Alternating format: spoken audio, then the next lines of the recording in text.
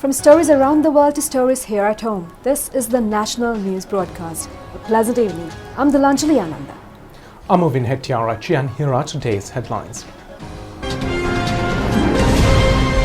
Lankagama is set to get a new road in 90 days' time. Organised criminal Indra killed in a police shooting. Surveys revealed that narcotic addicts in the country exceed 533,000. Former parliamentarian Ruwan Wijewardena states that he is prepared to contest for the UNP leadership. A four-member committee appointed to probe into the Anavilandava environmental damage. On to those and more stories in detail. President Gotabaya Rajapaksa, in a tour of the Lankagama area in Nellore today, stated that reconstruction work of the Nellore-Lankagama Road should be completed within 90 days with no damage caused to the Singharaja Forest Reserve or the environmental system. The Lankagama area of the Nellore is considered as a remote village.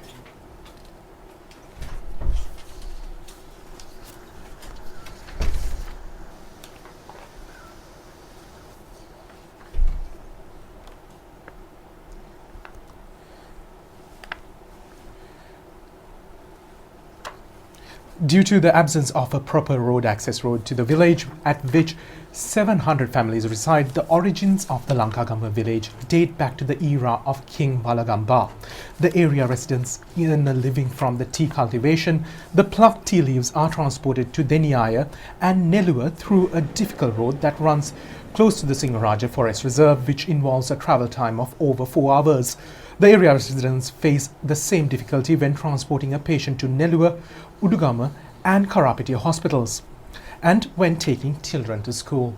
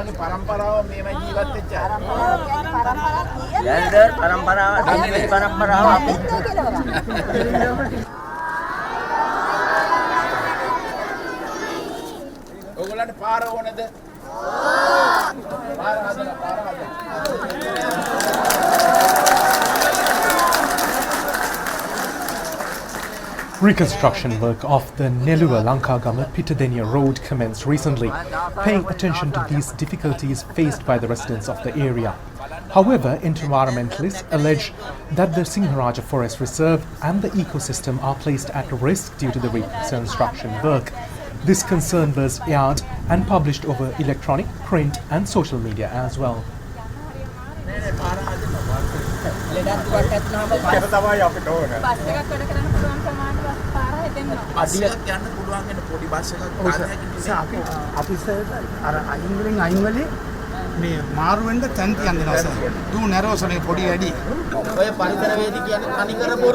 මේ පරිසරයට කිසි හානියක් වෙන්නේ නැහැ. මේ පරිසරය රැක්කේ අපි මේ කැලේ රැක්කේ අපි මෙහෙම ගමේ මිනිස්සු අතු කැලලක් නිකන් ඉස්සරහේ කඩපු මිනිස්සු නෙවෙයි.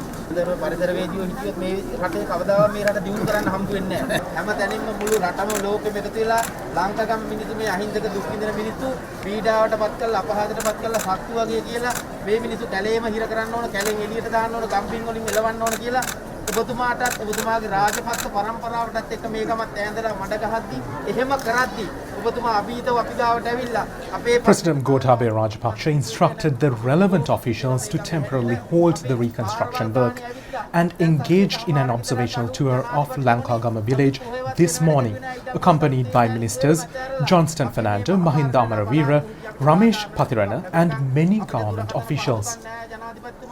ඒකට අපි ලබා දෙන්නම්කෝ දැන් මම කියන්නම් ඒක හින්දා අපිට මේවට උත්තර දී ගන්න අපේ මිනිසුන්ට බැරි වුණා.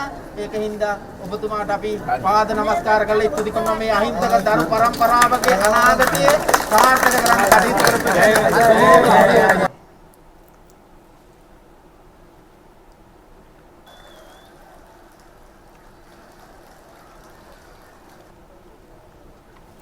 The President, upon completing the observation, instructed for the reconstruction work of the roadway to be completed within 90 days. The roadway extends up to 18 kilometers and reconstruction work is being carried out by the Army under the supervision of the Road Development Authority. Once the roadway is completed, the journey from Lankagama to Deniyaya will just take 45 minutes. The President instructed the area residents to plant 3 saplings per family in the reserve, thereby contributing 2,100 saplings. He also instructed for a permanent bridge to be constructed to substitute the improvised bridge at Lankagama. The renovated Rosewood private hospital in the Mahara Kadawatha area was declared open by Prime Minister Mahinda Rajapaksa today. This hospital, which renders an immense service to the Mahara and Kadawatha areas, was established by Dr. Asela Vijayasundara, and the newly constructed ward complex, theatre and laboratory were declared open by the Premier. The inauguration ceremony was attended by the Mahasangha, people's representatives, medical practitioners, artists and other invitees. Meanwhile, the criminal gang member Indunil Vajrakumara, alias Indra, who was a gunman in the gang of murdered organized crimes gang leader Samayan, was killed in a police shooting last night. The suspect has reportedly attempted to flee police custody when he was escorted from a secret hideout of weapons revealed by him in interrogation during his detention. The police state that the shooting took place at this point. An injured suspect was admitted to Lankagama Hospital but was pronounced dead upon admission. A police inspector injured in the incident is undergoing treatment at Colombo National Hospital. At the hidden location identified by Indra at Jaltala, a shotgun, a micropistol, a hand grenade and a sharp weapon were discovered. The suspect was recently arrested by Lankagama police with 10 grams of heroin in his possession in connection with several charges. 3 mainstream suspects engaged in a smuggling of Kerala cannabis in northern province were arrested with 2 vehicles in joint operation carried out by the Army and the Police Special Task Force in Kilanoche area last night. The duo were reportedly distributing Kerala cannabis in a car and cab at the point of arrest. A stock of 2.5 kilograms of cannabis was seized from their possession. Several large-scale illicit breweries around Muthuraja Vela Wetland Reserve were destroyed by Air Force Intelligence Surveillance Network and the Police Task Force Special Weaponry and Strategies Division today. The identified locations were under observation from a Bell 212 helicopter of the Air Force. Police STF personnel were parachuted towards the illicit breweries. In addition, illicit breweries run with the precincts of Lagoon were also destroyed jointly by Naval Special Weapons Division. Meanwhile, Minister of Mass Media Dr. Kehelia Rambukwala and the Minister of Justice Ali Sabri carried out conversations with chief prelates of Malwatu and Askariya chapters and obtained blessings this morning. The Minister of Mass Media arrived at Malwatu Mahaviharaya and met with chief incumbent of the Most Venerable Tibbatuave Sri Sumangala Thera and obtained blessings. The minister engaged in a cordial discussions with the Thera. Minister Kehelia Rambukwala also arrived at the Askari Mahaviharaya this morning and called on Chief Incumbent Most Venerable Varakakoda Jnanaratana Thera and obtained blessings. He engaged in a cordial discussion with the Thera. Minister Dr. Kehelia Rambukwala observed that criticisms are being voiced regarding certain subjects for which ministers have been appointed. As an example, he noted that when considering preschools, always the subject on preschools was at the bottom of the Education Ministry agenda. He further stated that when the other priority topics were addressed, and by the time the topics of preschool was addressed, the 5-year term of the government will have reached its conclusion, resulting in the next minister who takes over commencing the plan right from the beginning. He therefore stated that an objective plan was being followed. Minister Rambukwallo noted that there are many issues in preschools as there is no proper procedure governing preschools since much attention has not been given to preschool sector. He pointed out that newly appointed minister for this subject will get the opportunity to rectify the process and render a service to children of the country. Minister of Justice Ali Sabri also called on the chief incumbent of the Malwatu chapter, Most Venerable Tibbatu Ave Sri Sumangala Thera, and obtained blessings.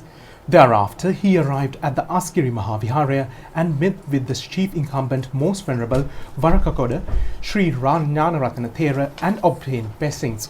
He engaged in a brief discussion with the prelates.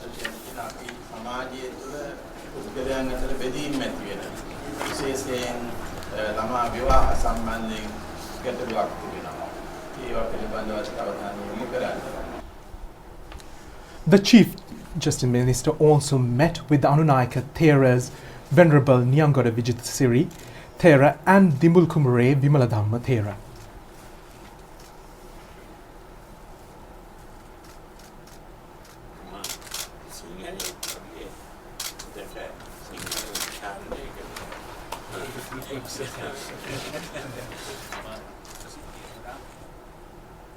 The police state that according to a survey conducted in 2019, the number of narcotic addicts in the country is around 533,000.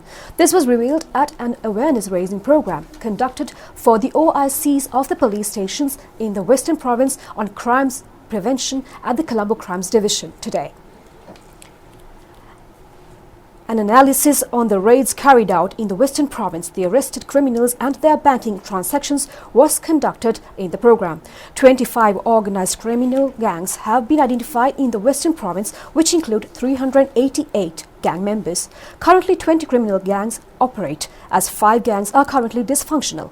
130 of the identified criminal gang members are currently in remand custody, whilst only 6 criminal gang members are serving prison sentences. Among those released on bail, 123 persons appear in court for legal proceedings, whilst warrants have been issued for the arrest of 5 criminals. The whereabouts of another 16 organized gang members have also been released on bail are unknown. 25 such criminal gang members are overseas, whilst red notices have been issued for 19 of them. Amongst organized criminal gang members, 83 are at large.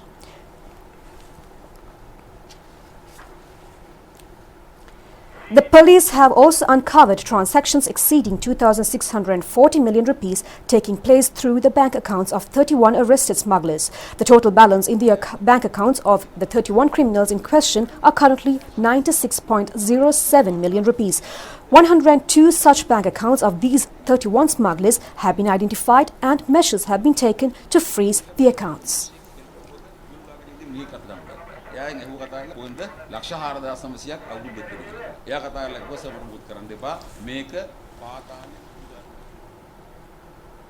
Former parliamentarian Ruwan Wijewardene states that he is prepared to contest for the leadership of the United National Party. Addressing an event held today, former MP Ruwan Wijewardene stated that in response to requests put forward by party members, he decided on contesting for the post of UNP leader.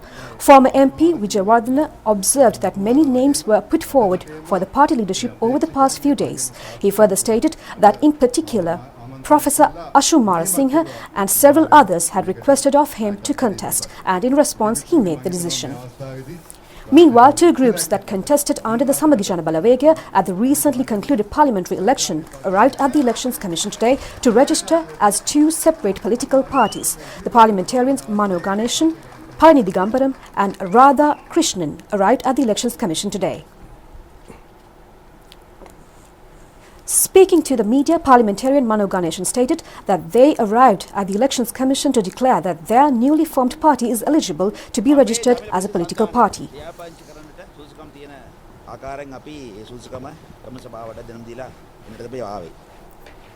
Former parliamentarian Chadra Senaratne also arrived at the Elections Commission today to register a new political party.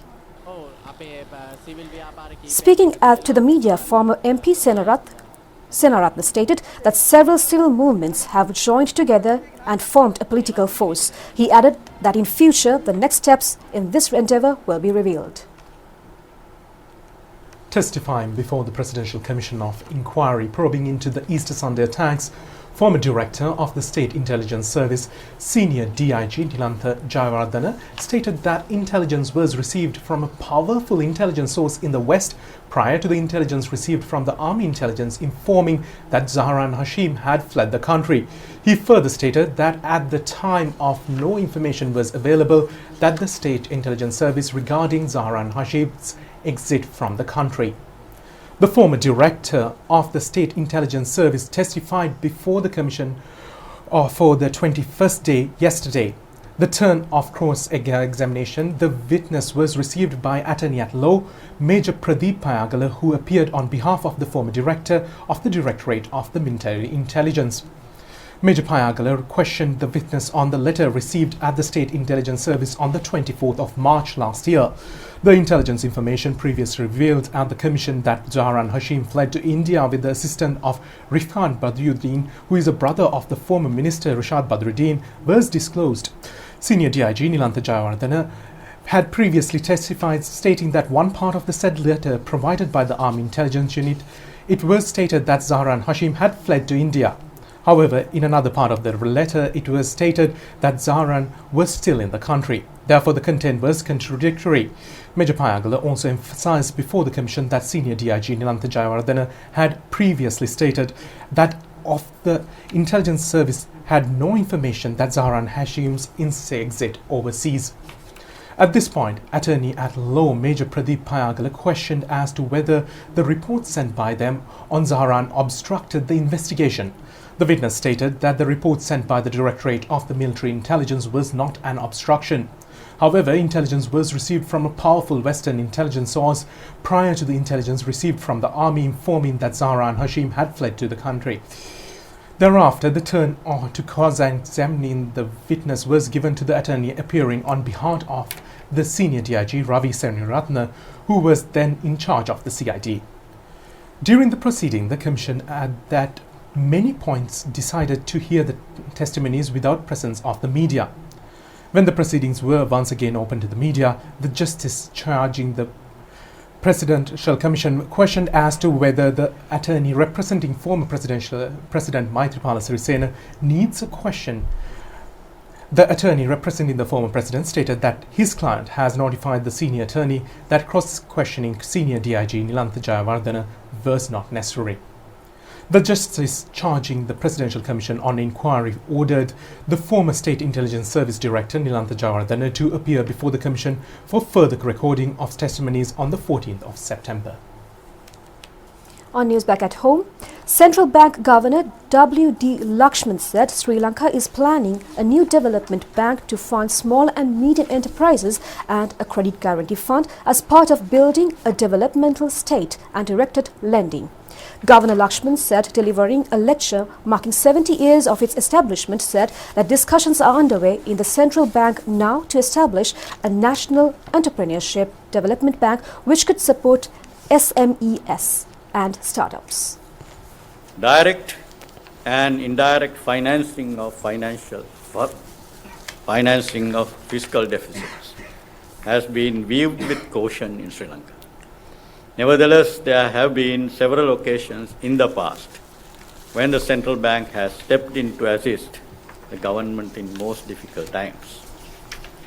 The most prominent examples of these are the large expansions in central bank financing of the government in the early 1980s during the beginning of the so-called open economy regime, at the height of the internal conflict in 2009, and very recently, as already noted, during the COVID-19 pandemic, when fiscal deficits need to be expanded to accommodate essential expenditure.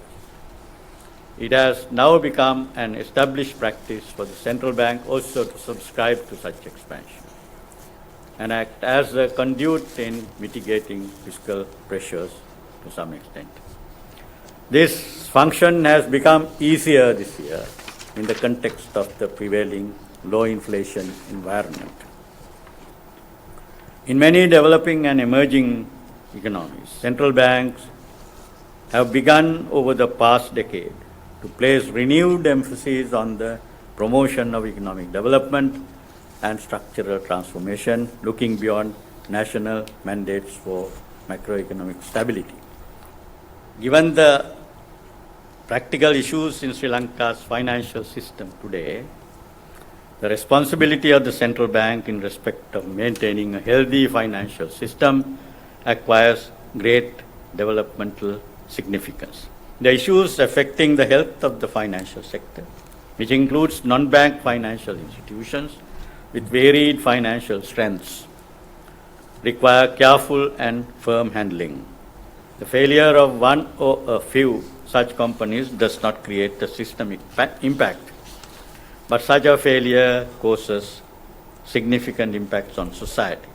Taking care of depositors of these companies is part of the social responsibility of the central bank. Similarly, the intervention and guidance of the central bank are sought by stakeholders in various unregistered and unregulated small financial units, among which there are microfinance providers and small money changers. Meanwhile, the businessman and the driver involved in destroying a part of the Arnavilandava reserve were produced before the Puttalam Magistrate Court today and were demanded until the 4th of next month. Recently, a land area of 1 acre in Arnavilandava reserve was cleared using bulldozers in a bid to construct ponds to spawn prawns. The location officer of the Wildlife Conservation Department had complained to the Arachikattua police against the clearing. Thereby, the driver of the bulldozer was arrested yesterday, and the businessman implicated in the incident was arrested this morning after he surrendered to the police.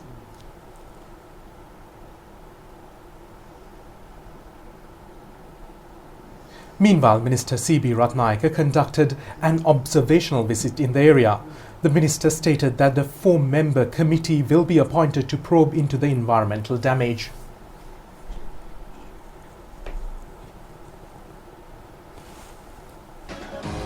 That's it for tonight's English News Update. Thank you for joining us. Good night. Good night.